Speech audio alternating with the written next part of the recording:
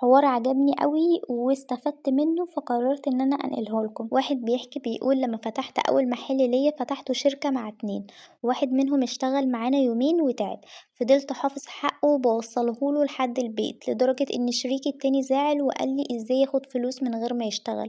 قلتله يعني إنه أكيد مش بمزاجه، ده مريض وبيصرف اللي وراه واللي قدامه على العلاج، وفضلنا كده لحد ما توفى بعدها ب2 سنين.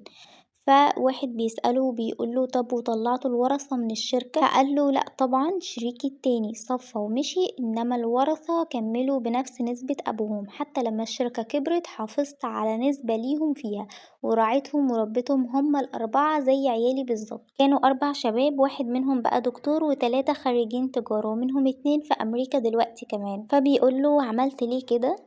قال له عشان اتعلمت في الكتاب إن الشركة اللي ناسها بتحب بعض ربنا بيكون معاها، ولما ربنا بيكون معاك بيكرمك وبيفتحها في وشك، أما الشركة اللي فيها زعل وخيانة ربنا بيخرج منها وبيجي مكانه الشيطان. فالمحاور قال له وبقيت ناجح كده ازاي، لأن هو دلوقتي حد ناجح جدا.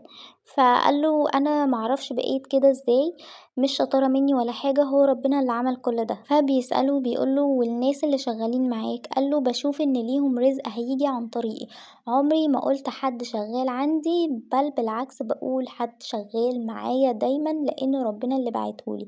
حتى في مرة قابلت الرئيس مبارك وقالي نفسك في ايه؟ قلتله نفسي كل سنة اشغل 1000 شاب جديد، وفعلا كل سنة بقيت أشغل 1000 شاب، وبقيت مستغرب إن كل ما العدد يزيد كل ما الشغل يزيد والرزق يكتر. الحوار ده كان للمرحوم الحاج محمود العربي، وبجد دي من الحاجات الحلوة قوي اللي قريتها، وفعلا ده الوقت المناسب اللي كان المفروض أقراها فيه، لأني ببتدي دلوقتي مشروع جديد ومحتاجة فعلا كل الكلام ده. لازم كل واحد يتقي الله في شغله علشان يلاقي ربنا فعلا معاه ويلاقي رزق وبركة في الشغل وفي الفلوس اللي بتجيله منه. فكرة انك تبقى سبب في رزق حد تاني دي حاجة كبيرة قوي قوي بجد. انا نفسي بس الناس اللي بتيجي تسأل على منتج او اي حاجة وتستغلى تمنه تبقى بتفكر في الناس التانية اللي شغالة وإن هو ده رزقه، وهو ده اللي شايف إن السعر ده مناسب ليه والناس اللي شغالين كمان معاه، لأن هو مش شغال لوحده ولا هو مجرد إنه بيدفع تمن المنتج بس. ما تنسوش لو حابين تشوفوا كل المنتجات اللي أنا بعرضها تقدروا تلاقوا اللينك في صندوق الوصف أو الديسكريبشن تحت الفيديو.